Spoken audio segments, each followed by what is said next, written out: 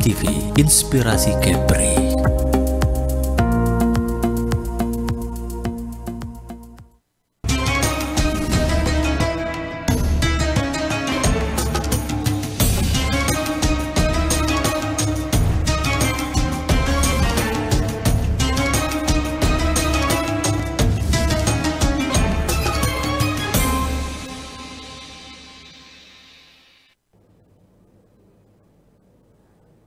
Assalamualaikum warahmatullahi wabarakatuh.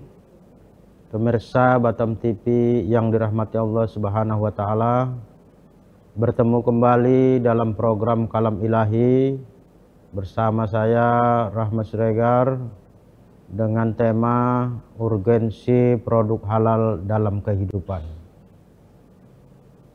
Hadirin yang berbahagia, bahwa halal adalah merupakan yang terpenting dalam hidup dan kehidupan kita. Terlebih ketika pemerintah membuat Undang-Undang Nomor 33 Tahun 2014 tentang jaminan produk halal. Maka selain halal itu untuk kehidupan umat Islam, tentu sangat diperlukan untuk kehidupan setiap manusia.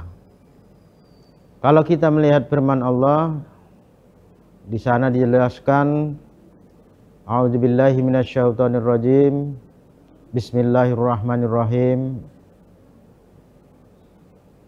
Ya ayuhan nas, wahai manusia, kulu mimma fil ardi halalan thayyibah.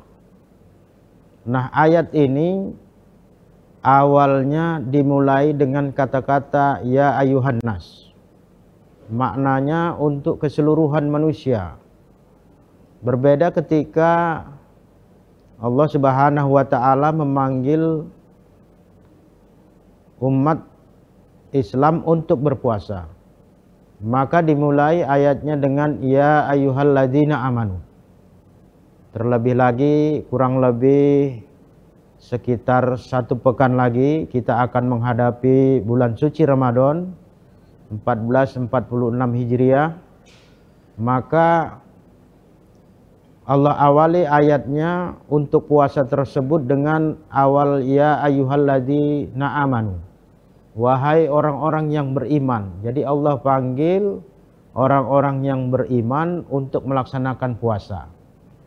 Namun untuk makanan halal, maka Allah awali dengan ayatnya ya ayuhan nas, wahai manusia.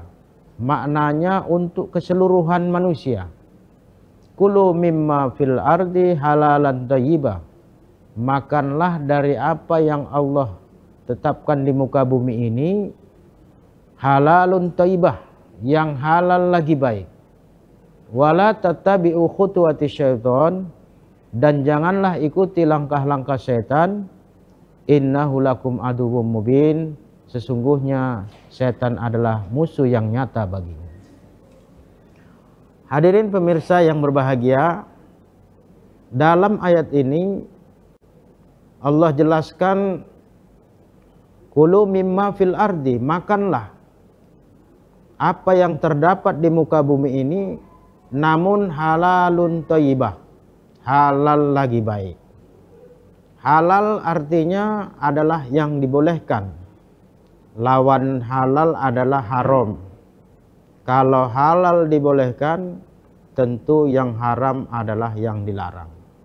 Nah, di tengah-tengah antara halal dan haram itu namanya subhat. Subhat artinya adalah ragu. Maka dikatakan da mayuribuka ila ma la yuribuk. Tinggalkan sesuatu yang menyebabkan keraguan yang ada padamu. Oleh karena itu halalun bainun, yang halal jelas, haramun bainun, dan yang haram pun jelas. Oleh karena itu maka kita diperintahkan oleh Allah Subhanahu wa taala memilah dan memilih mana yang halal dan mana yang haram. Kulu mimma fil ardi halalan thayyibah, makanlah dari apa yang Allah rezekikan kepadamu yang halal lagi baik. Selain halal, selain yang dibolehkan, maka Allah jelaskan juga harus thayyib. Thayyib maknanya adalah baik, bukan Bang Thayyib. Kalau Bang Thayyib sudah 3 lebaran tak pulang-pulang. Nah, yang dimaksud thayyib di sini terdiri dari 3 hal, yaitu yang pertama adalah proporsional. Proporsional apa? Yaitu makanan yang baik, yang sesuai dengan apa yang kita konsumsi. Terlebih ketika kita puasa ini, kita menahan lapar dan dahaga, tentu perut yang ada di dalam tubuh kita itu kita harus menggunakan dengan proporsional, bukan profesional, tetapi proporsional. Artinya sesuai dengan keadaan perut yang ada. Maka Nabi menganjurkan setengah kita buat untuk makan, sepertiga lagi kita buat untuk minum, sepertiga lagi kita gunakan untuk bernapas. Jadi dalam tubuh kita, dalam perut kita terdiri dari 3 hal yang akan masuk ke dalam diri kita, tubuh kita, sepertiga untuk makan, sepertiga untuk minum, dan sepertiga untuk bernapas. Inilah maksudnya adalah kita harus makan dengan proporsional, sesuai dengan keadaan kemampuan yang ada di dalam perut kita. Walaupun kita puasa, menahan haus dan lapar, namun begitu kita ketika nanti buka berpuasa, jangan semuanya kita telan, jangan semuanya kita minum, tetapi harus kita sesuaikan juga, berilah ruang untuk bernapas kepada kita. Inilah makna proporsional. Kemudian selain itu, thayyib juga dikatakan aman. Maka makanan yang akan kita konsumsi harus kita yakinkan bahwa di dalam makanan itu tidak ada hal-hal yang meragukan kepada kita. Contoh, ketika kita membeli sesuatu, kemudian produk atau bahan tersebut ada paku, ada duri, ada yang menyebabkan bagi tubuh kita, menyebabkan tidak baik, maka itu artinya tidak aman. Maka carilah makanan yang benar-benar kita akan konsumsi, yang tidak ada akan membahayakan bagi diri kita. Pemirsa Batam TV yang berbahagia, inilah makanya Allah jelaskan selain halal maka dianjurkan untuk mengkonsumsi makanan yang thayyib, yaitu adalah makanan yang baik. Kemudian wala tattabi'u khutuwatis syaiton, dan janganlah kamu ikuti langkah-langkah setan. Innahu lakum aduwwum mubin, karena setan adalah musuh yang nyata bagimu.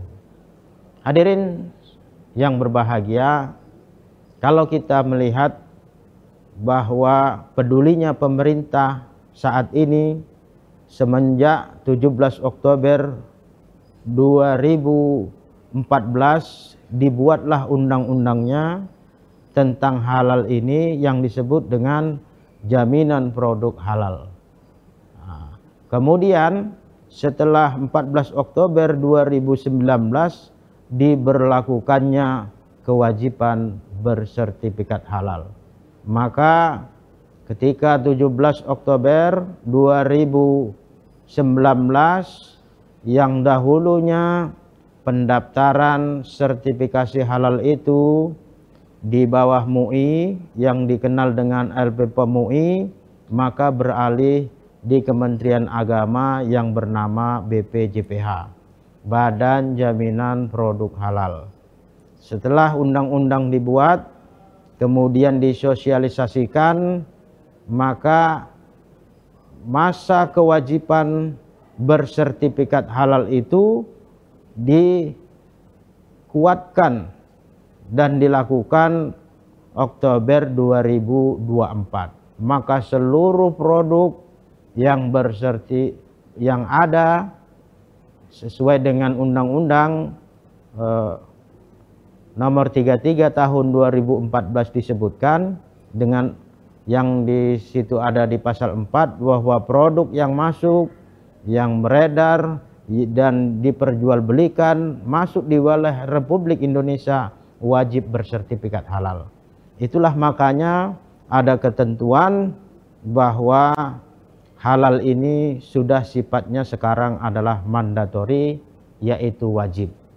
Namun karena seiring waktu dan diberlakukannya Oktober 2024 kemarin, tidak seluruhnya bisa menjalankannya sehingga diperpanjang sampai 17 Oktober 2026. Inilah kewajiban bersertifikat halal. Artinya apa? Selain Allah Subhanahu wa taala serukan kepada manusia bahwa untuk mengkonsumsi, untuk memakan makanan yang baik, dan di Indonesia dibuatkan satu undang-undangnya supaya ada payung hukum dan ketetapan hukum bahwa begitu pentingnya sertifikat halal tersebut.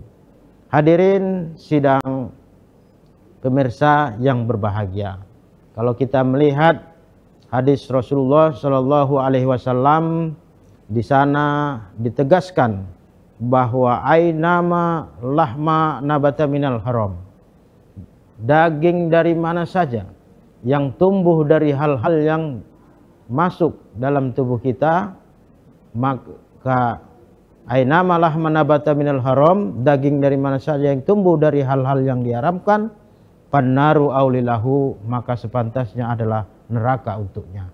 Inilah begitu pentingnya produk halal dalam kehidupan kita.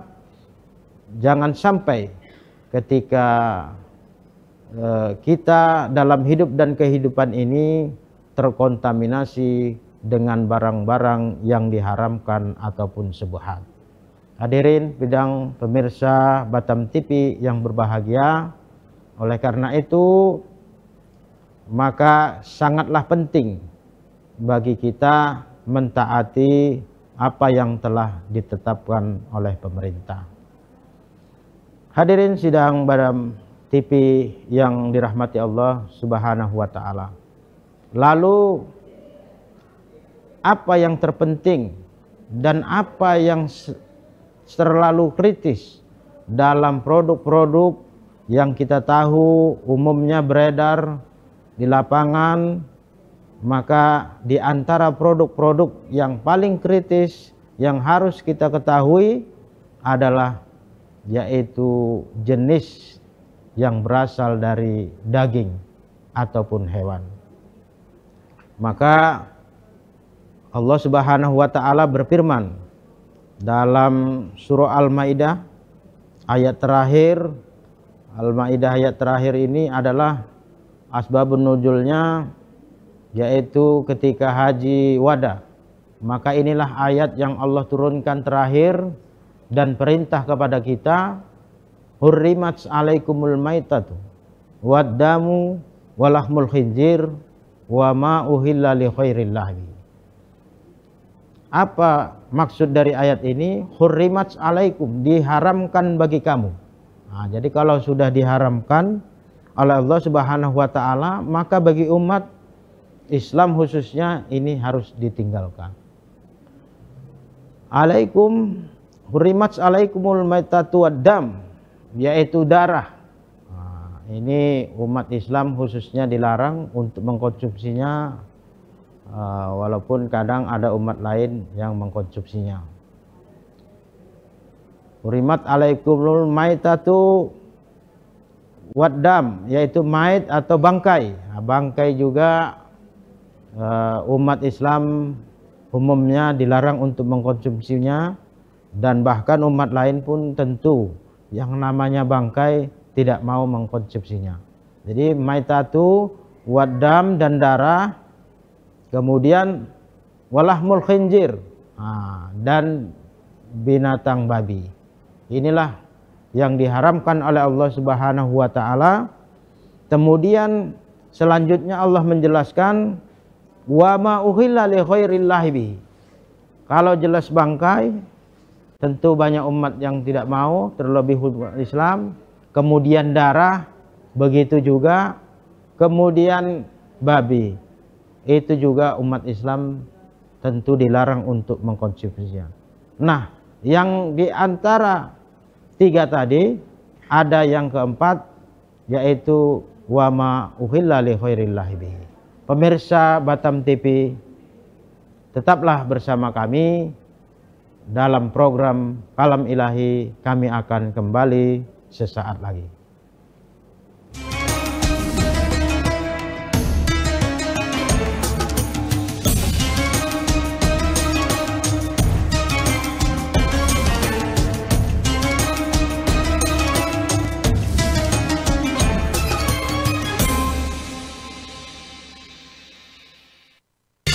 Temukan pesona alam yang memukau, petualangan seru, dan kuliner lezat yang hanya ada di Batam.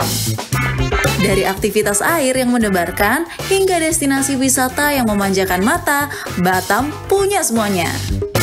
Jelajahi ikon-ikon kota yang mempesona dan rasakan kehangatan budaya lokal. Dan jangan lewatkan sajian kuliner Batam yang menggugah selera, dari seafood segar hingga hidangan tradisional yang autentik. Belanja puas di pusat perbelanjaan modern yang lengkap dan nyaman.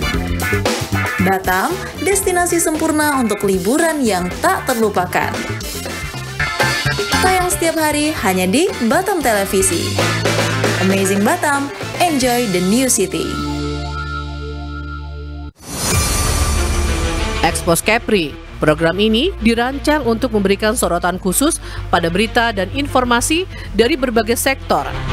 Kedatangan Duta Besar India ini disambut oleh Kepala Dinas Pariwisata Kepulauan Riau. Panglima TNI Jenderal Agus Subianto menyempatkan diri mengunjungi Pulau Penyengat. Dengan tujuan terjadi peningkatan kerjasama khususnya. Event World Tourism spektakuler di Asia, Bintan Triathlon 2024 sukses digelar. Perlombaan triathlon digelar sejak Sabtu dan Minggu. Event Natuna Geopark Marathon 2024 yang diselenggarakan 12 Mei 2024 oleh Dinas Pariwisata dan Budaya Kabupaten Natuna diminati prajurit TNI. Peluncuran dan pelayaran perdana MP Putri Anggraini 07 dari Pelabuhan Harbour Bay, Batam ke Pelabuhan Putri Harbour, Johor Bahru, Malaysia. Kami memiliki tea room yang pertama di Asia Tenggara yang berfungsi sebagai pusat penilaian perkembangan, kegiatan pendidikan dan sesi terapi.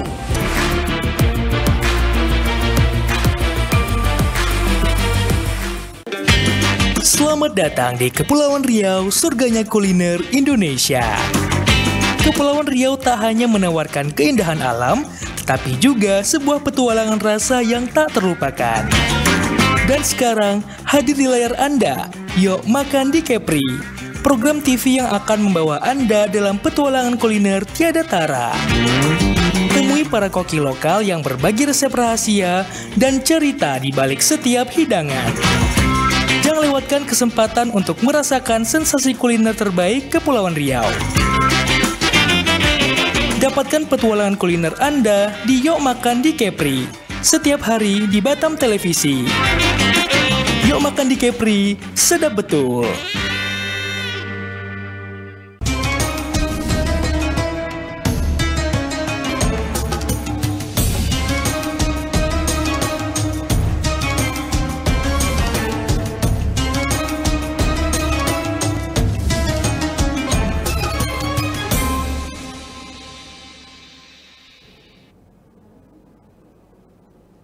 Pemirsa, terima kasih Anda masih bersama kami dalam program Kalam Ilahi.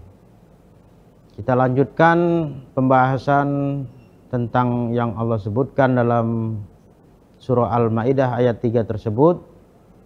Hurrimat alaikumul maitatu waddamu walahmul khinzir wa ma uhilla li ghairillahi bihi. Diharamkan bagi kamu memakan bangkai, darah, daging babi.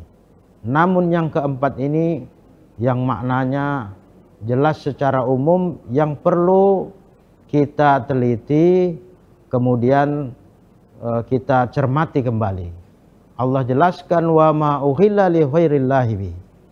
Binatang yang disembelih tetapi tidak mengucapkan asma Allah. Kalau tadi yang ketiga babi tentu jelas dilarang, bangkai dilarang, kemudian darah dilarang. Nah, yang keempat ini wa ma uhilla li ghairillahi bi. Binatangnya halal seperti kambing, sapi, ayam, tetapi ketika menyembelihnya tidak mengucapkan asma Allah, bisa menjadi bangkai dan diharamkan.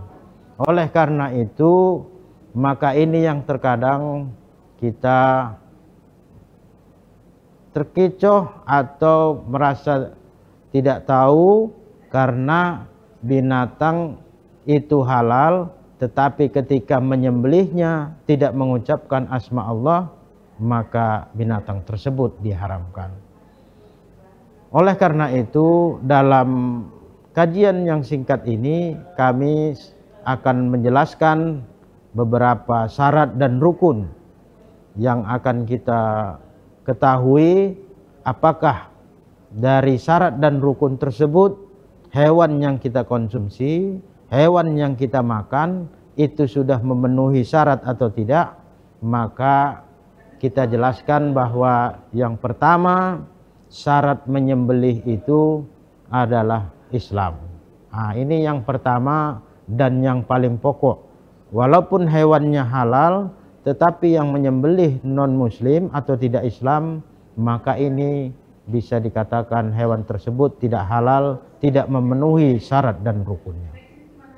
Kemudian yang kedua, setelah yang menyembelih dalam hewan tersebut adalah Islam, maka yang kedua adalah yang menyembelih baligh dan berakal, mengerti dan mampu mengetahui ilmu-ilmu berkaitan dengan sembelihan tersebut.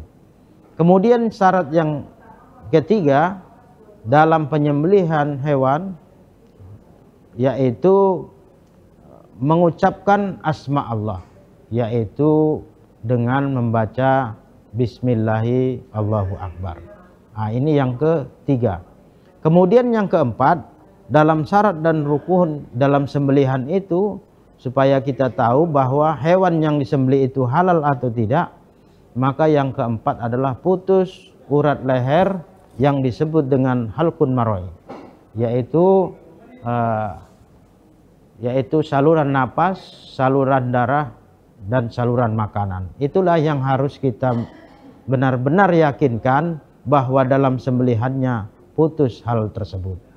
Kemudian yang kelima, bahwa pisau yang kita gunakan dalam menyembelih hewan itu benar-benar kita yakinkan bahwa pisaunya benar-benar tajam.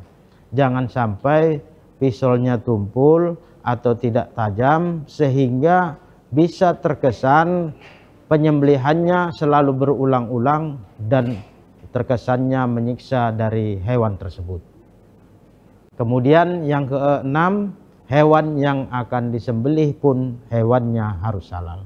Inilah dari beberapa syarat dan rukun dalam sembelihan supaya kita mengetahui bahwa produk-produk yang akan digunakan, apa bentuknya itu adalah makanan, seperti misalnya ada dia produknya bakso, tetapi dia baksonya misalnya dari bakso daging, maka tentu kita harus mengetahui daging yang akan digunakan dalam memproses menjadi bakso tersebut, benar-benarkah dagingnya tersebut halal atau tidak. Kalau kita masih ragu, maka disarankan dakma yuribuka ila ma la yuribuk. Tinggalkan keraguan menyebabkan yang ragu padamu.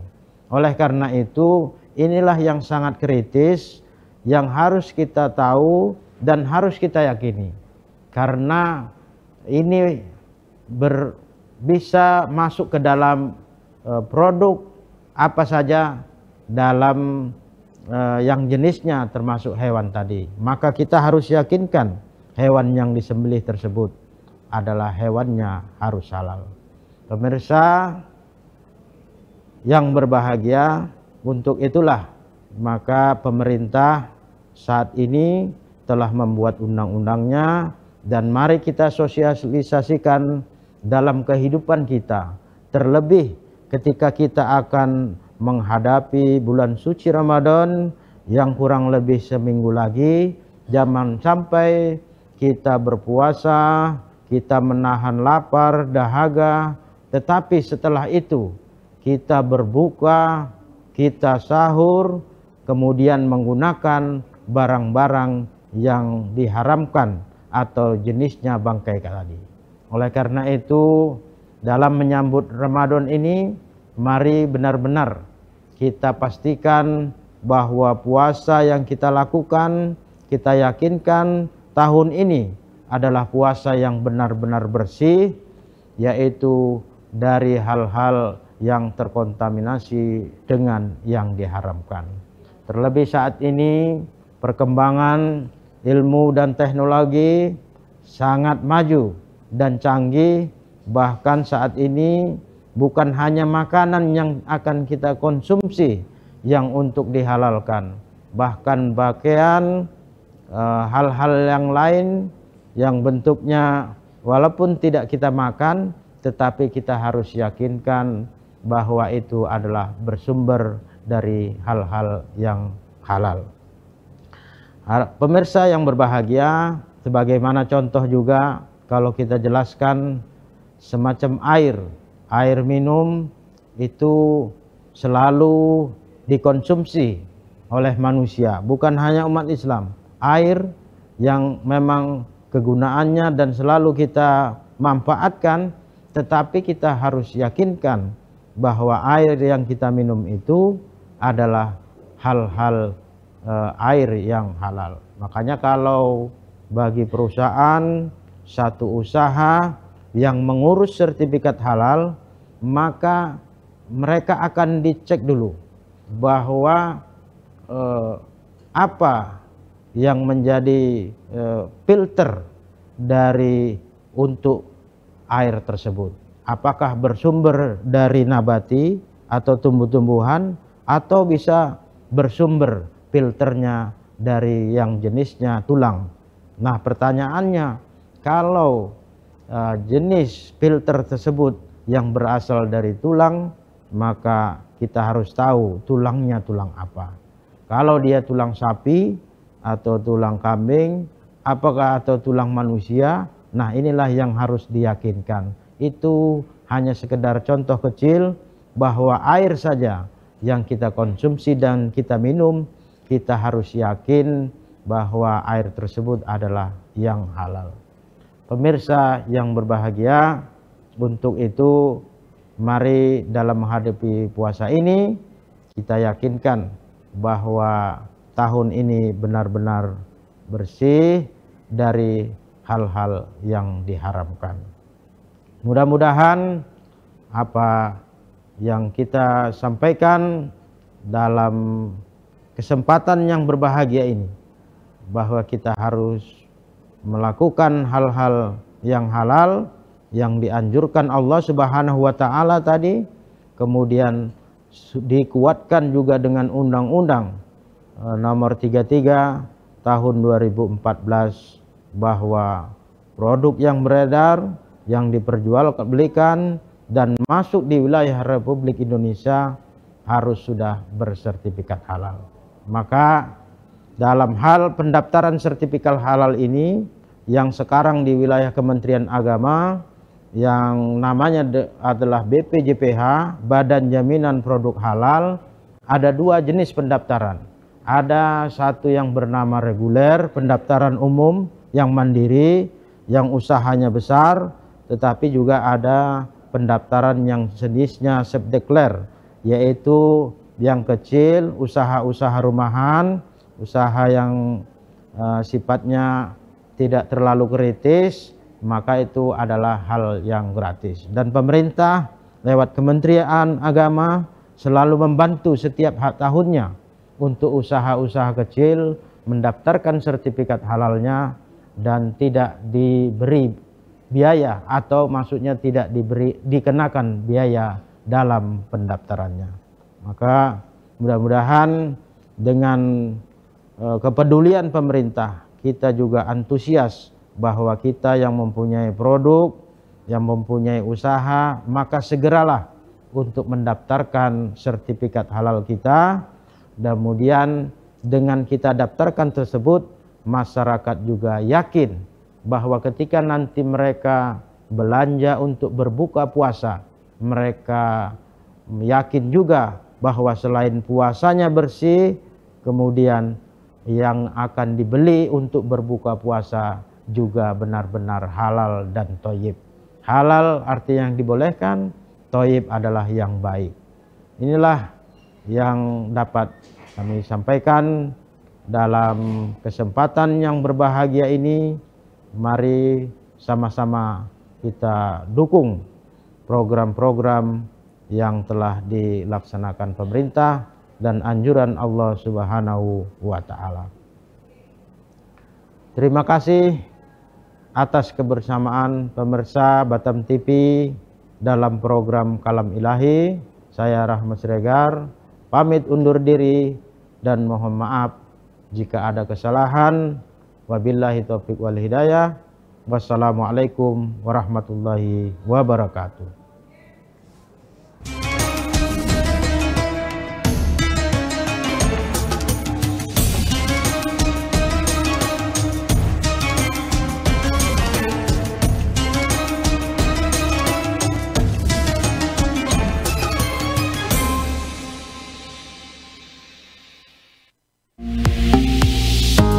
Batam TV, inspirasi Kepri.